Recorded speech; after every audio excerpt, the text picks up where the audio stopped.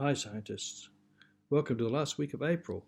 Time flies in our world, but not so in the world of geology. A bit of recap. We learned about what our Earth was made of and what it is like inside the Earth. We noted that it is very hot inside and that the heat makes convection currents that bring hot, less dense material to the surface and send cooler, more dense material back down in a continuous cycle, driven by the hot interior. We also noted that the Earth's crust is broken into huge sections called plates, and that these plates are moved by the convection currents. Because of this movement, the plates interact with each other at the plate boundaries in different ways. At plate boundaries where the plates spread apart, like in the center of the Atlantic Ocean, we see underwater volcanoes and mid-ocean ridges. But on land, we see rift valleys, like in Africa. We call these types of boundaries divergent because they move apart. Divergent boundaries are where we believe the convection currents rise from deep down and come up and then push the plates apart, making new crust underneath. Okay? As these plates move apart, because we know that the Earth does not grow really that much, it has to come then into contact with other parts of the plate where they actually come together. And what happens when they come together is that one of these is going to go underneath the other one. And we call that subduction. When it goes underneath, it's usually the denser part. So the oceanic crust is denser than the continental. It will go under first. As it goes under, it goes down, it heats up, it starts to melt, and volcanoes start to come up through and into the crust there on that other side. If this crust happens to be another oceanic crust, we'll see a row of volcanoes along there. We'll call that an island arc. If it's a continent, which is thicker, and therefore it won't subduct because it's actually less dense, we'll also see volcanoes come up on top, and we'll see perhaps some folding of the mountain range as these two push together. If both plates happen to come along together, one did start off as a oceanic crust, but that brings along a continent with it, and there's two continents together, then they will crush and form a big folded mountain range.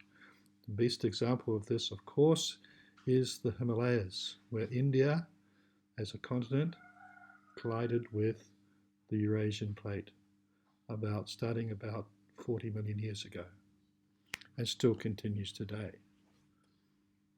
Still the other plate boundaries are when boundaries move beside each other. And we call those transform boundaries because they're moving side to side. Usually along these boundaries we don't see volcanoes, but we do feel earthquakes. And some of the earthquakes along these kind of boundaries can be very severe. Now, a classic example of this is the San Andreas Fault, which is in California.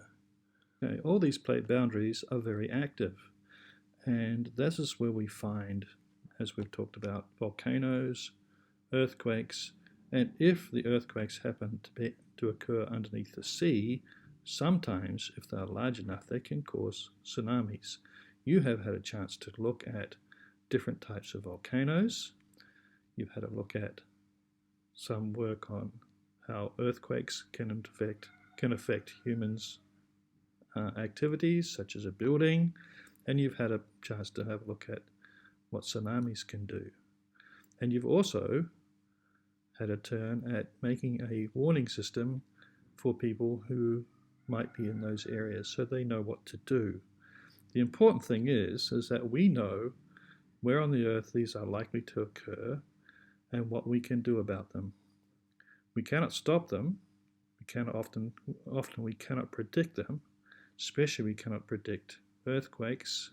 We are learning slowly how to get an idea when a volcano may erupt, but that's not always the case. Quite often we don't know when that's going to happen, and sometimes we can have a little bit of a warning if we see a big earthquake that's happened under the sea. We might have a little bit of time to get a warning out of a tsunami, a possibility of a tsunami coming, but that's not always the case either. It depends how close you are to that, because those tsunamis, as you've noted, move very fast through the water. This week, you're doing an experiment on weathering using some eggs and a cookie or two. All right? I want you to think about those things, an egg and the cookies, as being kind of like rocks that are mountains, or rocks on mountains that have been pushed up by these interaction of plates so that they're exposed to the weather. And that's why we call it weathering, because they're exposed to the weather. Now, what happens to those rocks is that they start to break down into small particles by the effect of the weather. Okay, so there are many things here. We think of those things as two, as physical weathering and chemical weathering. When it's physical, it's like breaking a rock. Okay, when it's chemical, it's like having a reaction to that rock. In fact, when chemical weathering occurs on a rock, it usually ends up with something like a soil profile. Okay, so the rock will be broken down by the action of air, oxygen, carbon dioxide in the air will interact with the rocks and help them to break down. And you've got to think a little bit like when it was during the matter unit. You've got to think of your particles again. So those particles in the rock are spaced apart. There's gaps between them so that other elements such as oxygen, water, carbon dioxide can get in amongst that. If you mix water and carbon dioxide, you get a very weak acid. And when you get a weak acid, it can react with other parts of the rock and turn them into other types of minerals. And that's what we see as weathering, especially chemical weathering. Okay? But for physical weathering, sometimes it's just to do with changes in temperature. In cold climates, it's freezing and thawing. Okay? We know what happens when water freezes. What happens? Do you remember? Okay. Think about that. Look it up. And that's why we put the egg in the freezer. And did you see what happened? Okay. Now, also in hot climates, it'll heat up and cool down again. Heat up and cool down again. It might not get to freezing, but what's going to happen to the particles? The particles are going to move faster when it heats up. They're going to spread apart. And then when it cools down, they're going to slow down again, come back together. And if you can do that over a long time, remember at the beginning of this, I said the geology takes very, very a long time. Geology goes on for millions and millions of years. So even a little bit of movement, a little bit of things can accumulate over a long time. So that's what happens with physical weathering too. It will break the rocks up, slowly but surely. Okay, that interaction with the air, with the sun, with wind sometimes, with water. Think about that as you're doing your lab. What's actually happening? Why does this relate to rocks? Okay, good luck with that, and we'll catch you as we go along. Weathering doesn't just happen on rocks, it happens on everything that's at the surface of the earth. And as one of your projects this week, on the last day of this week, actually, Wednesday or Thursday, right? We're going to ask you to look around where you are and see if you can find some signs of weathering. Okay? Could be anything. Could be like on an old picture that's on the back. Maybe it's got faded. Maybe the edge looks a bit worn out. That's what we're looking for, something like that. Maybe something in your house is kind of not as new as it used to look. Look at metal things, look at maybe the walls, look at wood, look at everything. See what's going on. See if you can find, I'd even look in the kitchen. Maybe some of your pots and pans are worn out. Yeah? Try that. Try all sorts of things.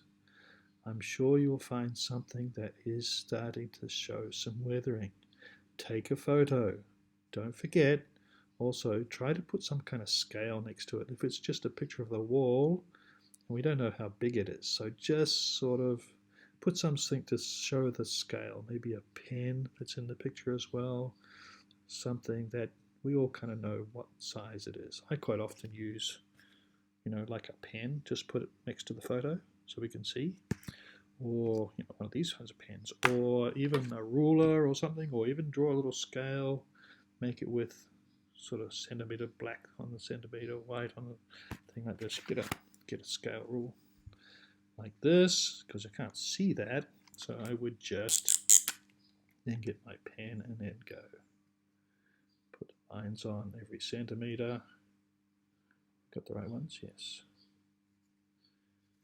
And put some lines on like that, and you can have something like that. Should be one of them here. Bit hard to see where that is. And you could say centimeters. You can't see it because it's around the wrong way. Okay, and you could have that scale like that somewhere. Yeah? And put it on your photo, next to what's your photo, so we can all see. Okay? Good luck with that. Have fun.